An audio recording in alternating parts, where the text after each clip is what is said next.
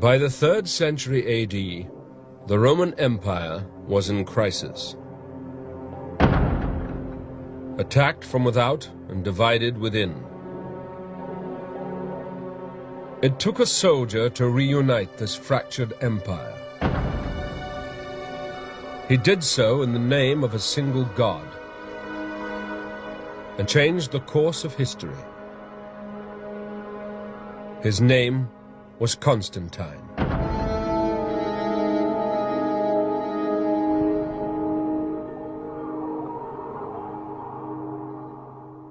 In his earliest youth, the signs of imperial greatness were obvious in him. Eusebius.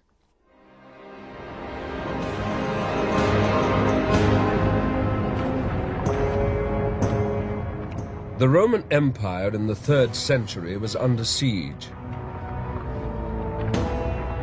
In the east, Persian armies were sweeping through weakened provinces.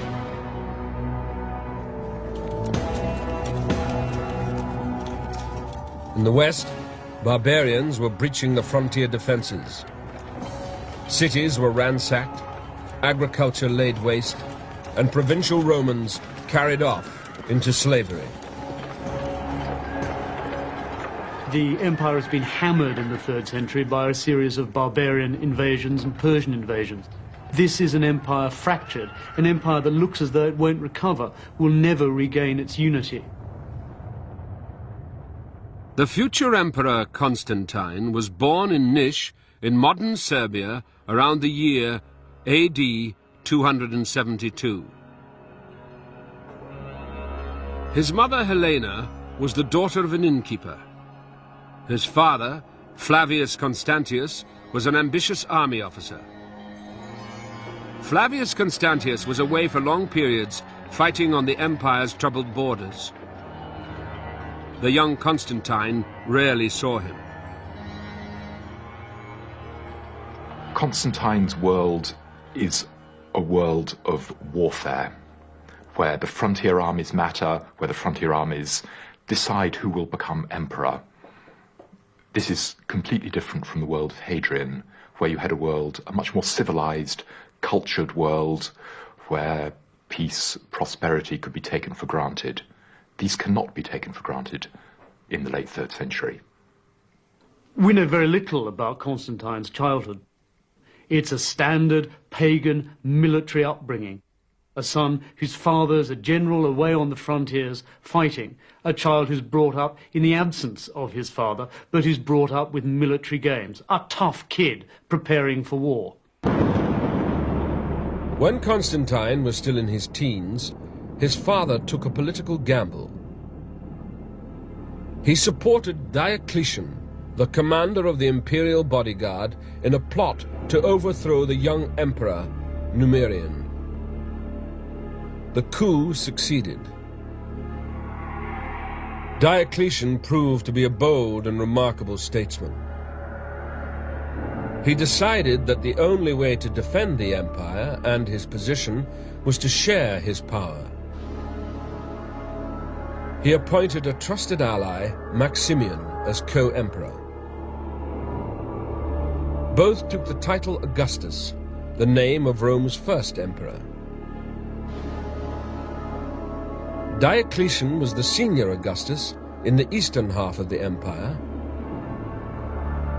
His colleague, Maximian, was the junior Augustus in the west.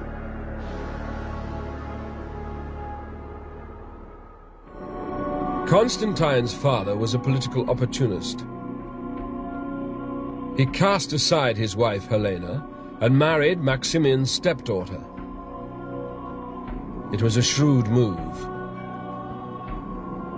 Within 4 years, Diocletian had decided that even two rulers could not manage the empire. He created a tetrarchy, the rule of 4.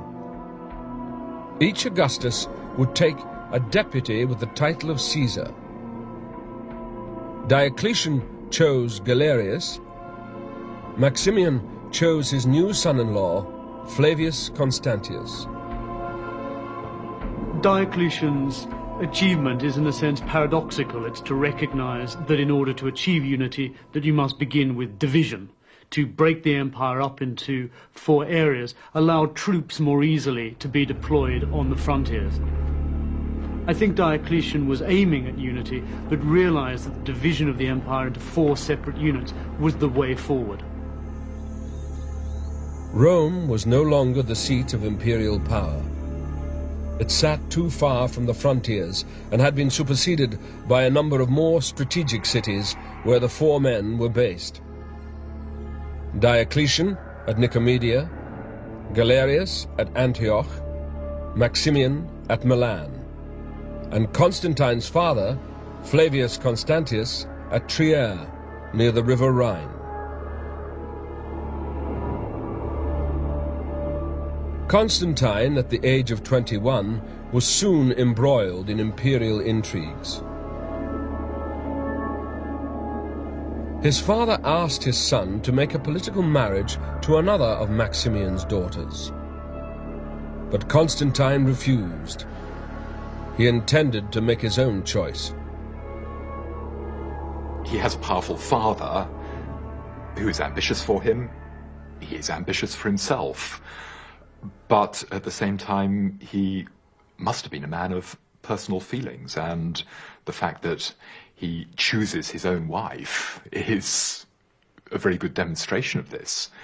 There are tensions within his character, and sometimes perhaps he takes a decision which is not politically expedient. But Diocletian's orders could not be refused. He summoned Constantine to join him as a hostage, guaranteeing his father's loyalty. The headstrong Constantine traveled to Nicomedia, Diocletian's court, the very heart of imperial power.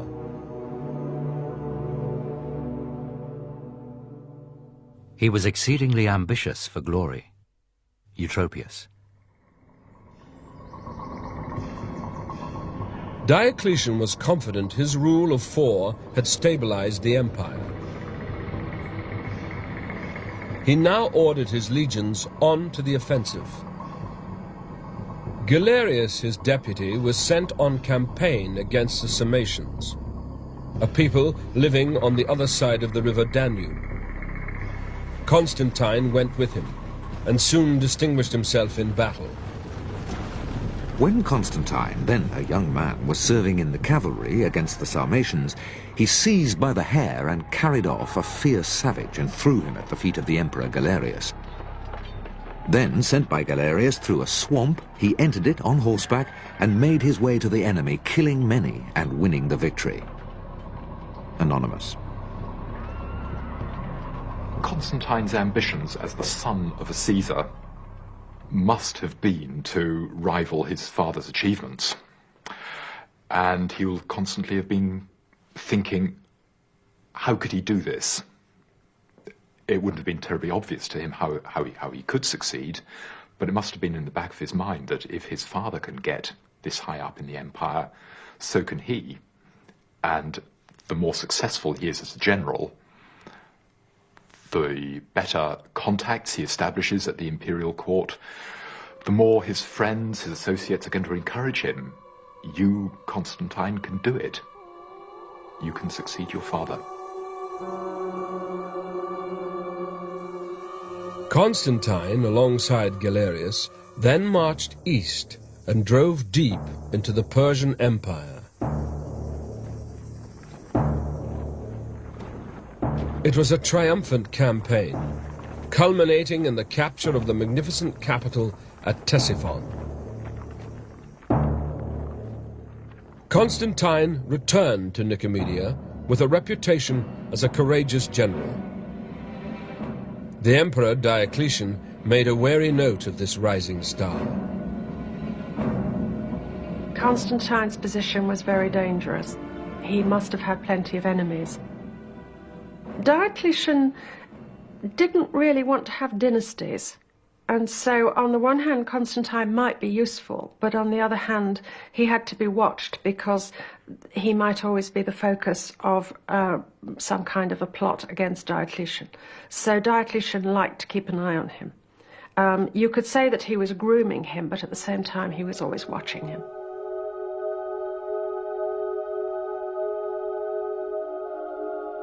In Diocletian's grand palace, Constantine witnessed the preparations for a new campaign. The new enemy was a religious sect, the Christians. It's quite hard to know what proportion of the population was Christian at this time, and there are different views, but not more than 10%, much more probably, only 2%, tiny number. But the key fact is that they seem to have been concentrated in the cities, particularly in the Greek-speaking eastern cities, and around the entourage of some of the prominent members of the government. So perhaps they had a disproportionate impact. Christianity had been growing steadily since its foundation 3 centuries earlier. The church was well organized by a large network of bishops and priests. For some Romans, Christianity's message of a glorious afterlife and the expiation of sin had great appeal. But many regarded the intolerant zeal of the Christians and their belief in one God as deeply offensive. The problem for the Christians was that they denied the existence of all other divinities. Diocletian, convinced that his gods had helped him stabilize the empire, had to ensure that as many of the inhabitants of the empire as possible worshipped his gods. There is a contract. We worship you, you help us. The Christians break that contract. Diocletian, encouraged by his ruthless deputy Galerius, ordered Christians to be punished. On the 24th of February, AD 303, an edict of persecution was announced. Churches were demolished, Bibles burned, suspected Christians rounded up. Those who refused to recant were imprisoned, tortured, executed.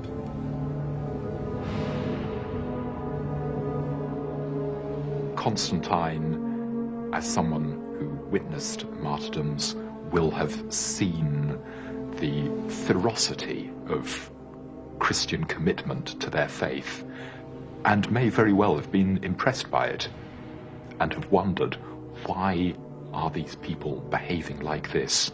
Behaving in a very un-Roman fashion, but also behaving in a very courageous fashion. Both courage and faith would be required by Constantine to achieve his political ambitions on the imperial stage.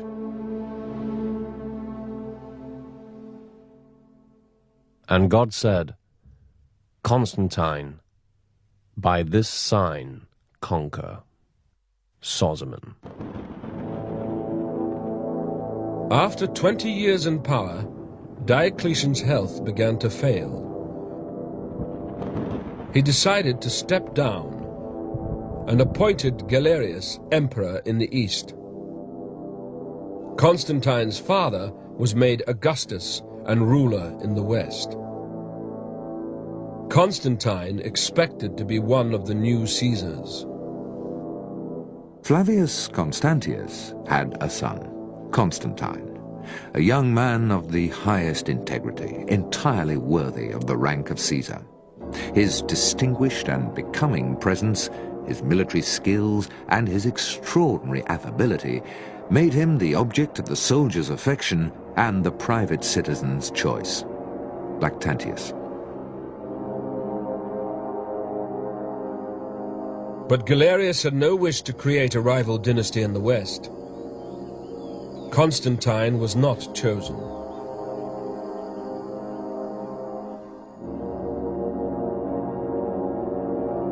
His father feared for his son's safety and requested that Galerius let him leave.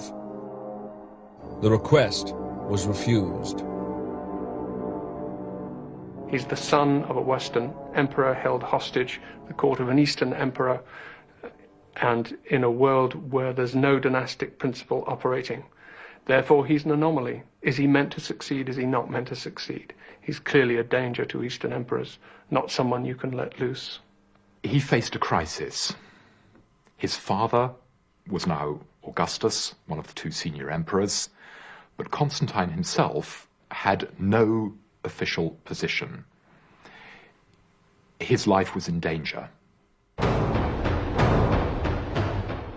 When Galerius was resting after dinner, Constantine made a hurried departure and sped on his way, getting rid of the horses of the public post at the many staging points he passed. Lactantius. Constantine rode hundreds of miles to the coast of Gaul. There he rejoined his father, who was preparing a campaign against the rebellious Picts in northern Britain. Together they crossed the Channel and traveled to subdue the revolt. But their union was short-lived.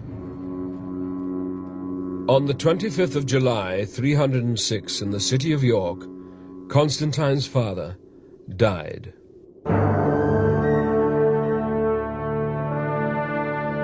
Soon after, his troops declared his popular son, Constantine, the new emperor of Britain and Gaul. Without the consent of Galerius, Constantine accepted the legion's offer. With his son Crispus and a second wife, Fausta, he returned to his father's capital, Trier. As a usurper, he faced an uncertain future. Constantine's position was still very delicate. He'd only been hailed by the troops in Britain, and after all, the whole of the rest of the empire. What he needed was legitimacy. Constantine, aged 34, moved swiftly to establish his authority. He immediately declared himself against the persecution of Christians. He ordered that all those imprisoned be released. This action ensured him the support of an important minority.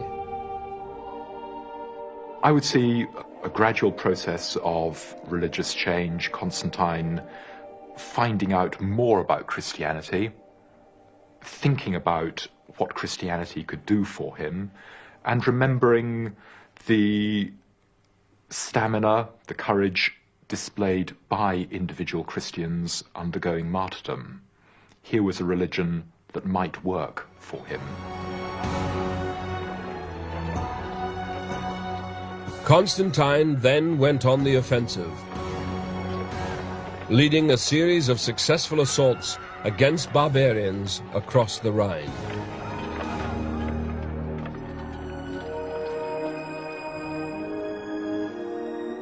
Some prisoners were brought back to Trier and used to entertain the people in the town's arena. Constantine, who was successfully ruling in Gaul, overthrew the Franks and Alemanni with great slaughter and captured their kings, whom, on exhibiting a magnificent show of games, he exposed to wild beasts. Eutropius. He was operating within the framework of the Tetrarchy, and I would believe that he sees himself as an effective, powerful tetrarch, a ruler of part of the Roman world. But as his rule succeeds, so his ambitions and his beliefs in himself expand. Constantine soon controlled the West, but the center of empire, Rome, Italy, and North Africa, had been seized by another usurper, Maxentius. In early 312, Constantine crossed the Alps into Italy to seize these territories for himself. He won 2 battles in the north then marched on Rome.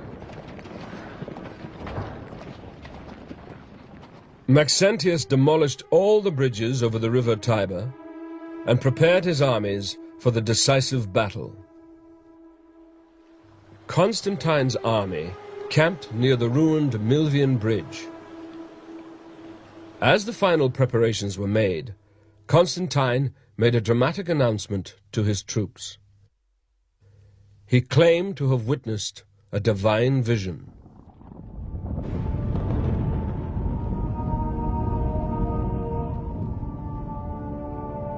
He saw a pillar of light in the form of a cross on which was inscribed, "In this conquer." The appearance of the sign struck him with amazement. The emperor's mind was strengthened by this divine and miraculous apparition. Socrates, Scholasticus. For the minority of Christians in his army, Constantine's declaration was an inspiring moment. The remainder were persuaded that the emperor's God would bring them victory.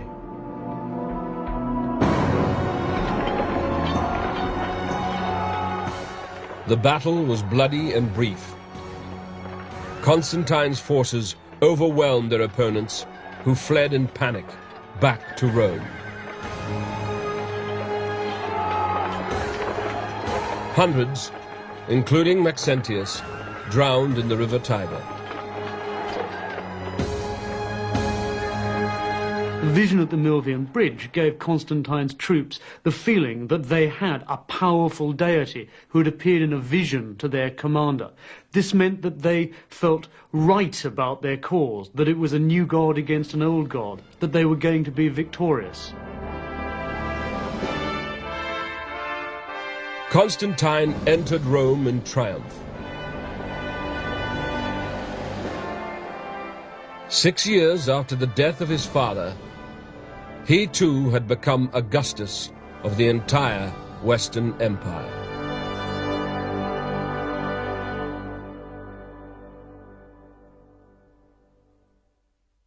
The whole of the Roman Empire was graced with a single supreme power, Eusebius. In the east, the Emperor Galerius had died. He had been succeeded by an able general called Licinius, with whom Constantine immediately forged a pact. He gave him his sister, Constantia, in marriage.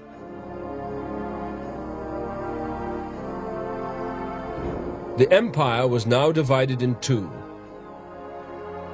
Constantine in the west, Licinius in the east.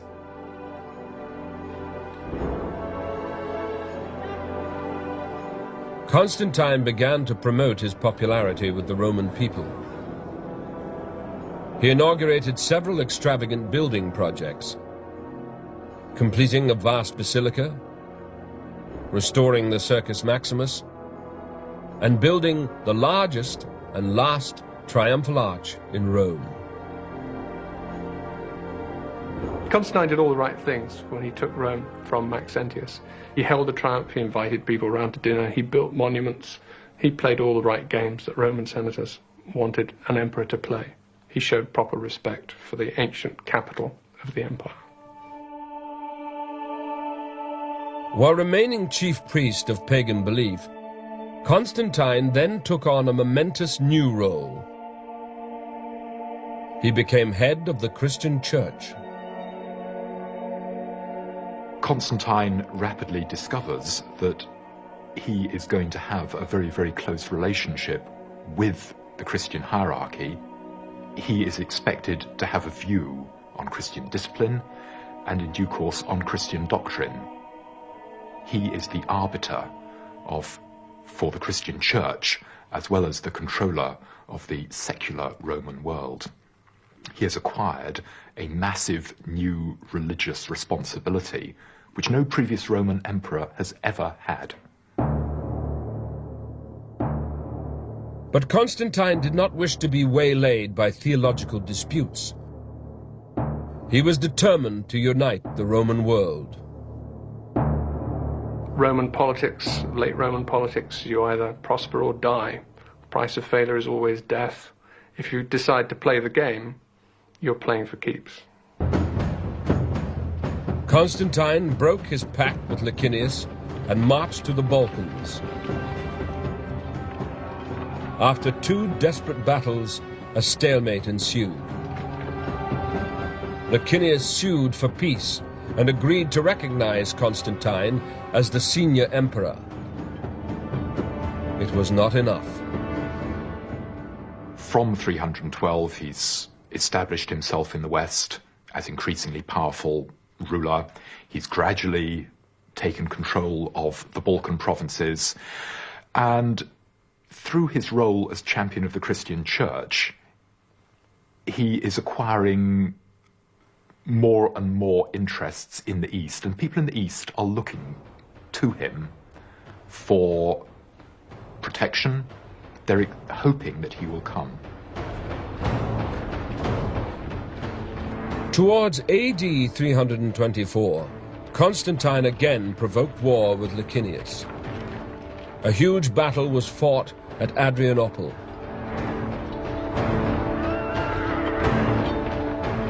The 52-year-old Constantine was wounded in the thigh, but still led his men to victory.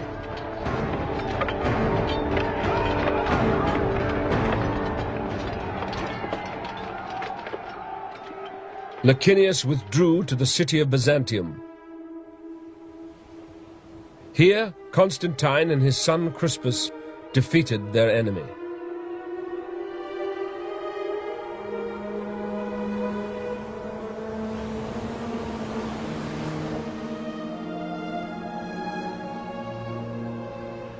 Despite his sister's pleas for mercy, Constantine had his brother-in-law executed.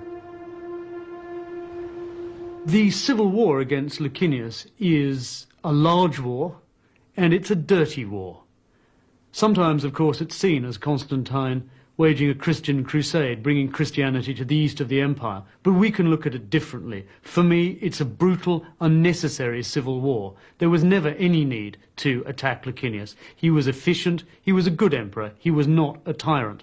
Constantine's attack on him is a cynical piece of power grabbing, and it may be cloaked in Christian terms, but we should see it for what it is. The victorious Constantine would now build a new Rome in the east.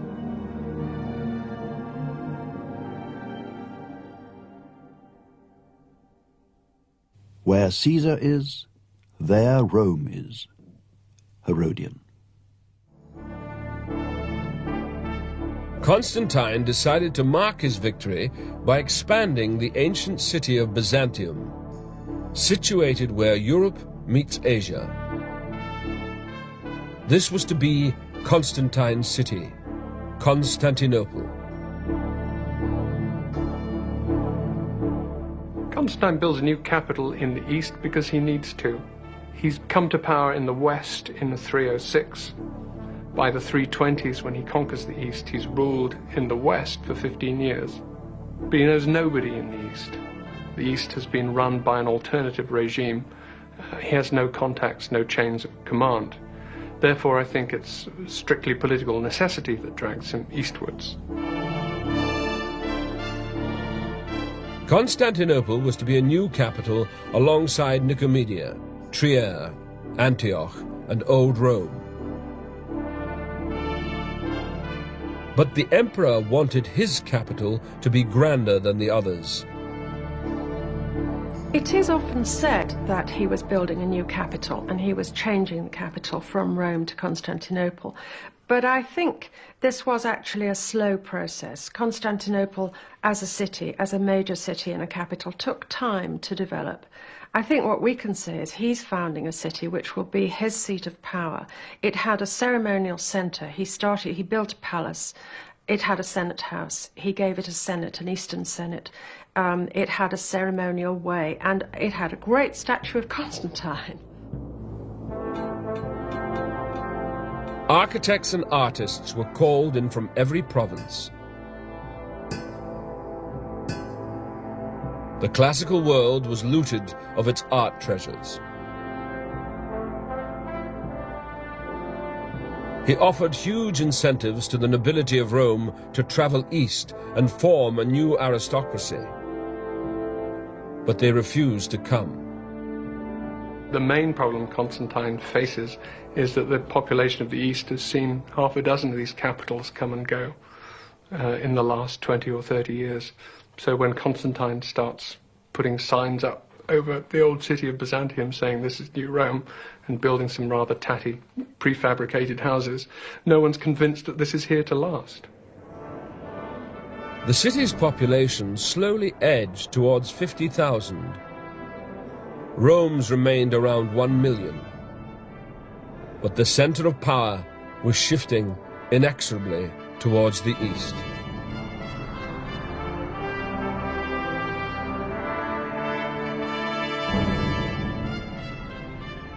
Constantine, like Diocletian before him, adopted the lavish style of Oriental potentates. He wore elaborate costumes, heavy jewelry, wigs, perfumes, and a pearl crown. Around him hovered courtiers, scribes, clerks, clergymen, and eunuchs.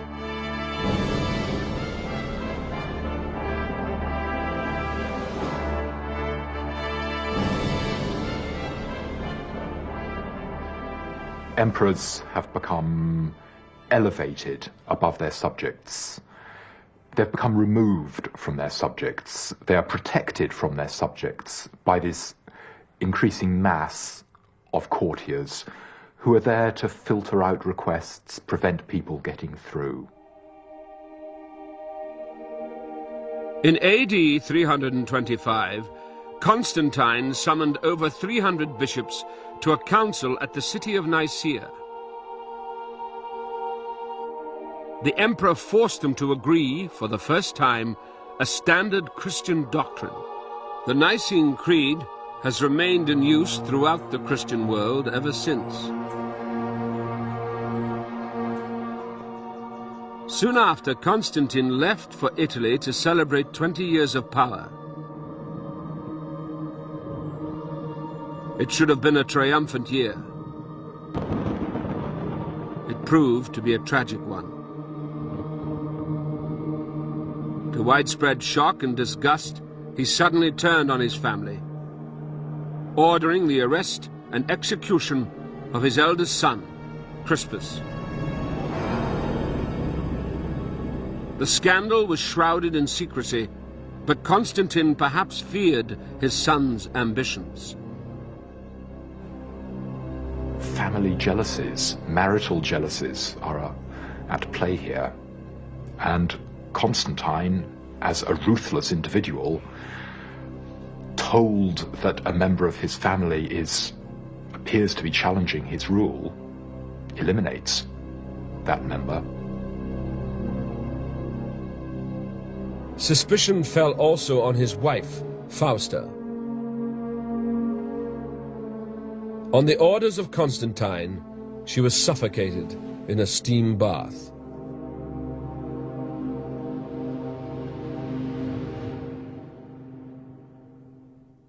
It was an extraordinary coincidence, or maybe it's not a coincidence, that he brought out very severe laws during that period in Italy, while he was in Italy, against adultery and on marriage and divorce. And certainly one possibility is that they'd been having an affair.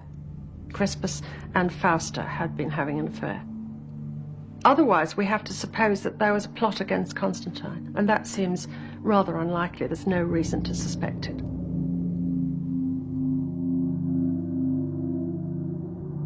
Such ruthlessness was not uncommon. Only 3 out of the previous 36 emperors had died in their sleep. Constantine's first defense was always the sword. Our mistake, of course, is that we think of Christianity rather often as something a little bit wishy-washy, loving your neighbour, and I don't think Constantine thought of it in that way at all. He was, after all, an emperor, and he had got to be an emperor by being very ruthless, and you have to be if you're a powerful man, and he was a very powerful man. But Constantine looked to the Christian Church to consolidate further that power.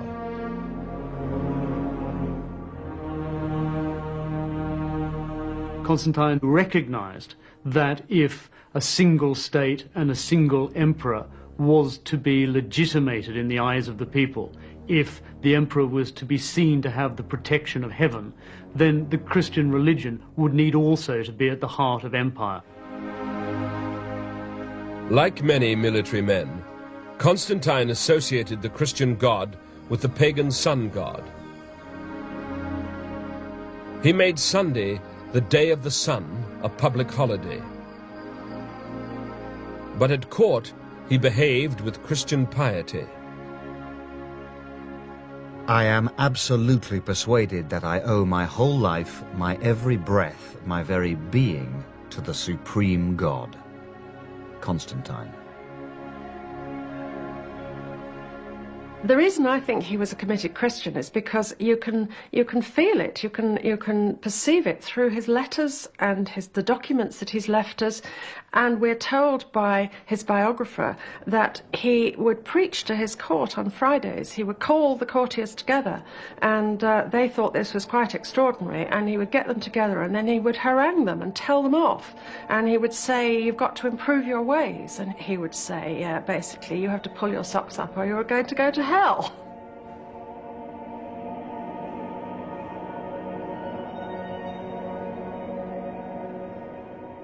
Constantine had churches built throughout the empire, filling them with gold and silver artifacts, mosaics and marbles.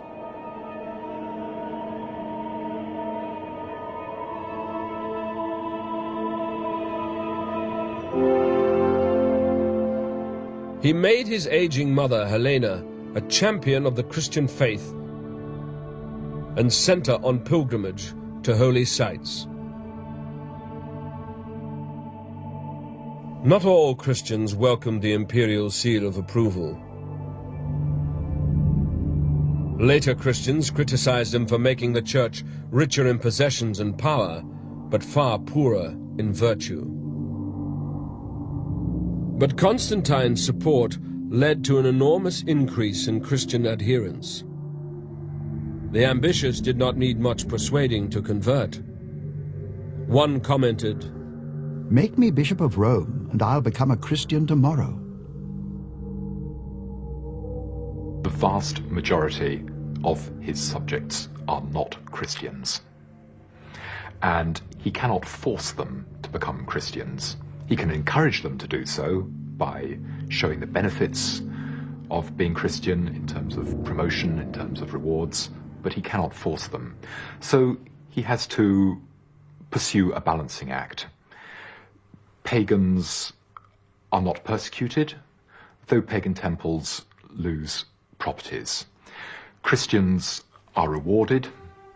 Christian communities are given urban privileges. Individual Christians are given prominent positions in the imperial hierarchy. But it remains a balancing act. Christianity fulfilled the emperor's expectations. It was a potent force for unification. Constantine was superb at deploying Christianity. It gave him a political ideology which helped unify the empire. On the back of the church, on the back of ecclesiastical institutions, Constantine developed an ideology which put him next to God, which made him the friend of Christ. And Christianity was Constantine's great discovery as a way of presenting his power to the Roman Empire. In the imperial palace itself, on a vast tablet displayed in the center of its gold-covered paneled ceiling, he had fixed the symbol of our Savior. Composed of a variety of precious stones richly set in gold. The symbol was intended to be the safeguard of the empire itself. Eusebius.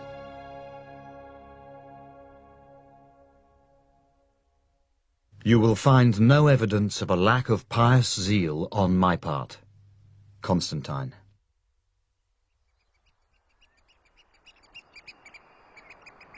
Constantine had achieved political stability within the empire. But the external threats remained. Along the Rhine and Danube frontiers, the power of barbarian peoples was increasing.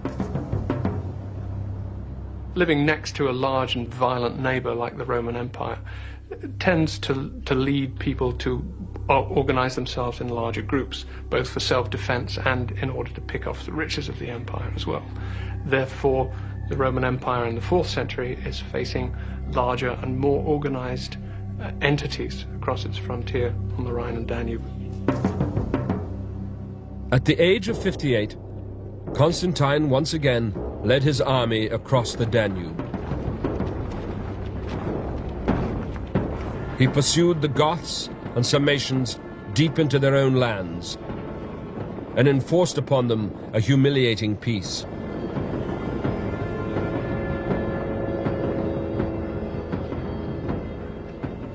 Those who accepted his terms were offered a share in the benefits of empire.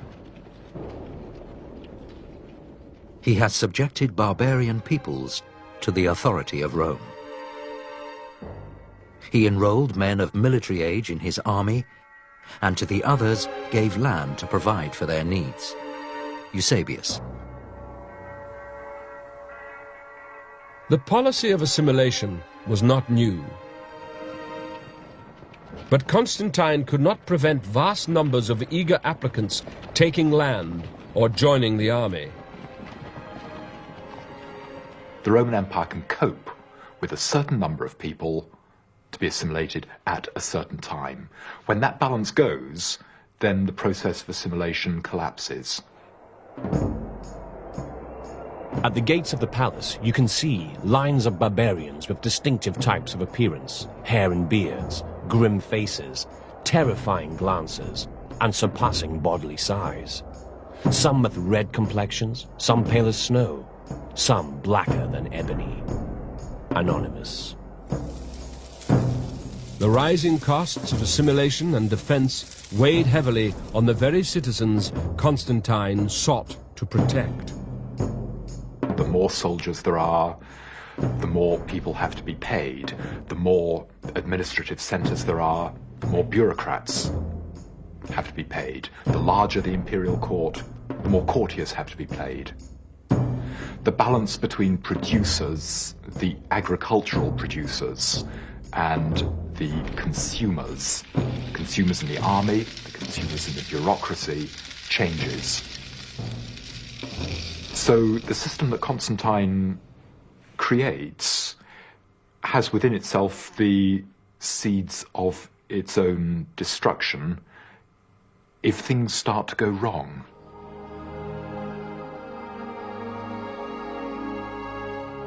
In the spring of AD 337, Constantine saw the barbarian threat contained and a strong unified empire before him. But Constantine himself, now aged 65, was sick. At Nicomedia, he decided his hour had come. He asked his bishops to baptize him. Now I too may have the blessing of that seal which confers immortality. Constantine.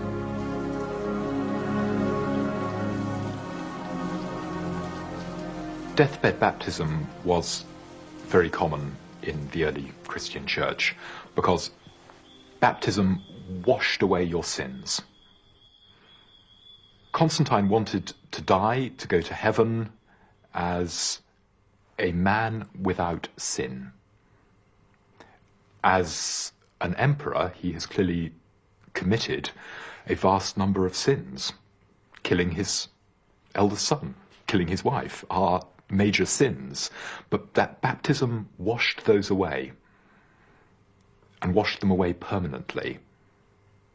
So baptism and then death is the perfect combination for an emperor like Constantine.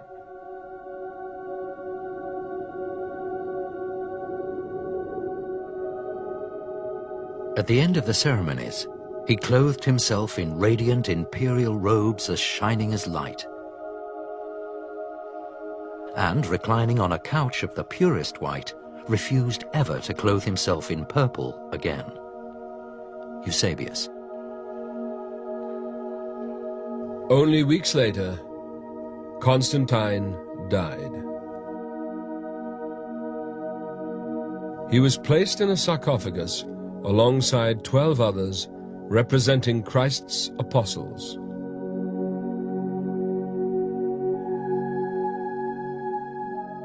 It was Constantine, through his conversion, through his success in becoming ruler of the whole Roman Empire, who enables Christianity to take over as the sole religion of the empire, helped enormously by imperial patronage, by imperial legislation, by the imperial decision that I, Constantine, am a Christian, and I will favor Christians, I will support Christians.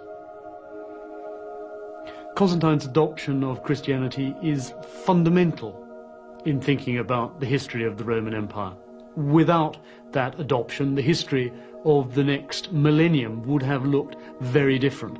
This move to unity, to one God, one empire, marks a crucial breakpoint in the history of the empire. Without Constantine's decision, Christianity would have remained a small, marginalized, occasionally persecuted sect, not have become the religious foundation of Europe. Where he makes his chief mark is not in temporary unifications and unifications of the Roman Empire come and go, but in setting a dynastic policy towards Christianity. And it's Christianity in the course of the next 200 years, as Christianity itself is created and transforms the Roman Empire, that will really change things.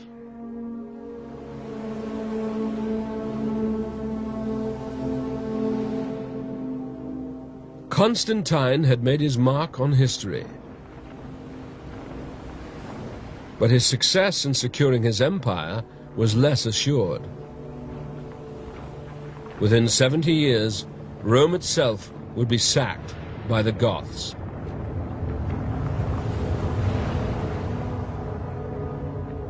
The struggle for future Caesars would be to unify both a Roman and Christian empire.